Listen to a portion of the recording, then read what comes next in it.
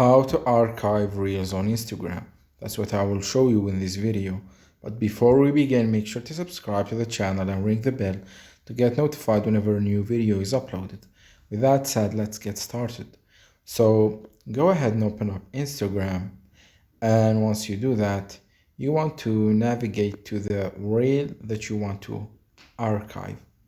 Say for example this one right here. I will click on it, and once you do that, you want to click on the three dots at the bottom right of your screen, these ones, and once this pop-up menu will appear, just click on archive, and a confirmation box will appear that tells you what will happen when you archive this reel. Just click on archive to confirm, and there you have it. This reel has been archived, and if you refresh the page,